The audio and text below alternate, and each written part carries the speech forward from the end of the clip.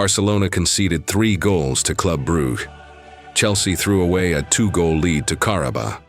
And Victor Osimhen just delivered the perfect response to his critics with a hat-trick in Amsterdam.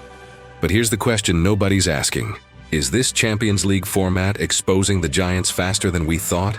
I'm breaking down the madness from Matchday 4's second half. And trust me, you don't want to miss what happened in Belgium. Hit that subscribe button on Cyberboot right now, because what I'm about to show you will change how you see this season. Welcome back to Cyberboot, where we dissect football's biggest moments with tactical precision. We're halfway through the Champions League phase, and Matchday 4 has just delivered some absolute chaos. From Barcelona's defensive nightmare in Bruges to Manchester City's statement at the Etihad, this wasn't just another round of matches. This was a reality check for Europe's elite. I'm going deep into the tactics, the turning points, and the performances that have everyone talking. And by the end of this video, I want you to tell me in the comments, which team surprised you the most? Stay locked in. Let's get into it. Let's start with the match that has the football world in absolute shock. Barcelona's 3-3 draw with Club Brugge at the Jan Breidel Stadion. And I'm not exaggerating when I say this. Barcelona's defense looked like it had never trained together. 6 minutes in, and Brugge are already ahead. Nicolo Tresoldi punishes a high defensive line that was pushing so aggressively, it felt like Barca forgot they were playing away in Europe. Ferran Torres equalized 2 minutes later. But here's where it gets interesting. Carlos Forbes, remember that name. The 21-year-old winger absolutely tormented Barcelona's backline. He scored in the 17th minute, exploiting the acres of space behind Barcelona's defense, and then did it again in the 63rd minute. Just 2 minutes after Lamine Yamal thought he'd rescued Barca with a brilliant individual goal. Let me paint you a picture of what I saw tactically. Barcelona were playing with their usual high line, Hansi Flick's signature move. But here's the problem. Without Inigo Martinez anchoring that defense, the coordination was non-existent. Bolde and Jules Koundé were constantly caught in no man's land. Every time Brugge transitioned, it looked like Barcelona were playing with 10 men because their defensive structure just collapsed. And this brings me to the elephant in the room, Lamine Yamal. The 17-year-old wonder kid was Barcelona's only creative spark. He carried that team on his back in the second half, scored a crucial equalizer, and was constantly trying to unlock Brugge's defense. But here's the concerning part. When your entire attacking plan relies on passing to a teenager, you've got a problem. Ferran Torres? Invisible when it mattered. He missed clear chances, including, and I'm not making this up, an open goal. The kind of miss that makes you question everything. Without Rafinha's directness and Robert Lewandowski's clinical finishing, Barcelona's attack looked one-dimensional and predictable. Now here's the twist that nobody's talking about. Barcelona are also missing Joan Garcia in goal. His absence is being felt hard. The goalkeeper situation, combined with defensive injuries and an overly aggressive high line, is creating the perfect storm.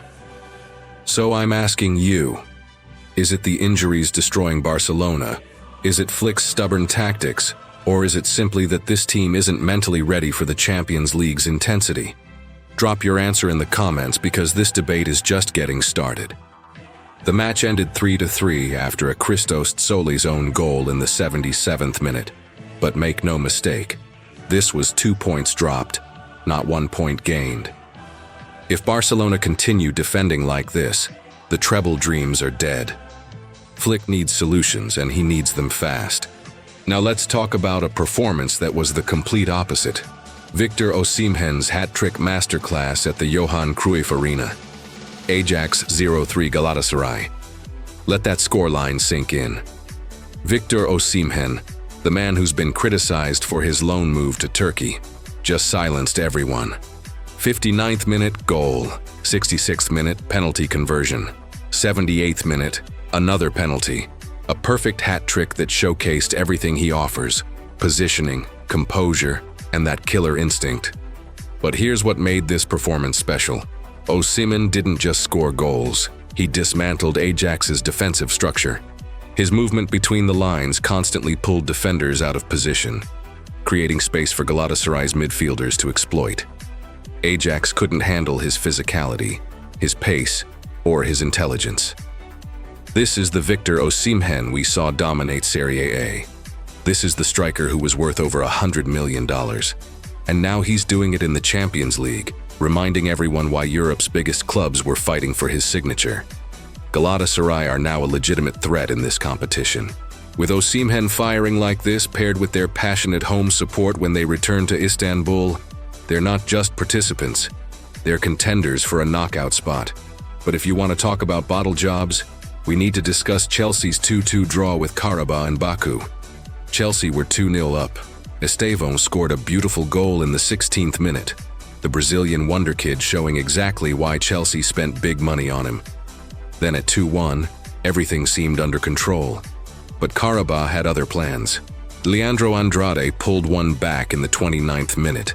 And then Marko Jankovic converted a penalty in the 39th minute to level it before halftime. Alejandro Garnacho, the former Manchester United winger now at Chelsea, restored the lead in the 52nd minute, but Chelsea couldn't hold on. The final whistle blew at 2-2, and you could feel the frustration from London. This is the inconsistency that's plagued Chelsea all season. They can dominate for 30 minutes, and then completely lose their shape. Against top opposition, that won't be good enough. Manchester City 4-1 Borussia Dortmund. Phil Foden with a brace, 22 and 57s. Erling Haaland scoring against his former club in the 29th minute. And Ryan Cherki with a debut goal in stoppage time. City are back. That's a statement performance at the Etihad. Newcastle United 2-0 Athletic Club. Dan Burn with an early header in the 11th minute. Joelinton sealing it in the 49th. Newcastle's physicality and intensity were too much for Athletic. St. James's Park is becoming a fortress again. Benfica 0-1 Bayer Leverkusen. Patrick Schick with a crucial 65th minute goal at Estadio da Luz. Leverkusen's efficiency and Kasper's tactical brilliance continue to shine. Inter Milan 2-1. Kairat Almaty. Lautaro Martinez scoring right on the stroke of halftime. Ofri Arad shocking San Siro with an equalizer in the 55th minute, but Carlos Augusto restoring order in the 67th. Inter got the job done, but it wasn't pretty. Olympique de Marseille 0-1 Atalanta. Lazar Samardžić with a dramatic 89th minute winner at the Orange Velodrome.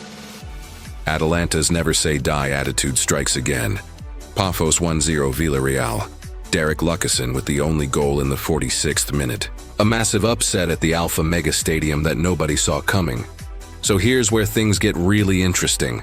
We're halfway through the league phase, and the table is starting to reveal some uncomfortable truths. The new Champions League format is doing exactly what UEFA hoped it would, creating unpredictability. Traditional powerhouses are dropping points to teams they'd normally steamroll. The margin for error is razor thin. Barcelona's defensive issues aren't going away with one tactical tweak. Chelsea's inconsistency is becoming a pattern, not an anomaly. And teams like Galatasaray, with a superstar like Osimhen, are proving that form and momentum matter more than reputation. Here's my second question for you. Do you think this new Champions League format is better than the old group stage?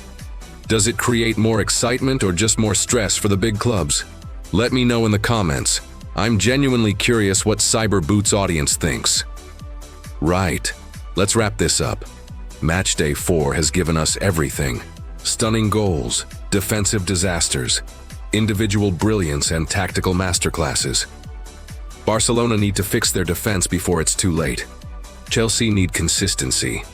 And Osimhen just reminded the world that class is permanent. But here's what I need from you. If you've made it this far, you're clearly a real football fan, and that's exactly who Cyberboot is built for. So do me a favor, smash that subscribe button and turn on notifications. We're breaking down every major match, every tactical battle, every moment that matters. Tell me in the comments, who was your standout performer from Matchday 4? Was it Lamine Yamal carrying Barcelona? Osimhen's hat-trick, or maybe Phil Foden's brace for City? Here's the big one. Do you think Barcelona can turn their season around, or are we watching the beginning of a trophyless campaign? I want your honest predictions. Drop your answers below. Let's get a debate going. The cyberboot community is growing, and I want to hear your voice.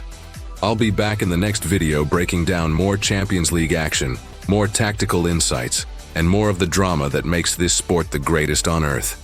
Until then, keep your boots laced, your tactics sharp, and your passion alive. This is Cyberboot, and I'll see you in the next one. Peace.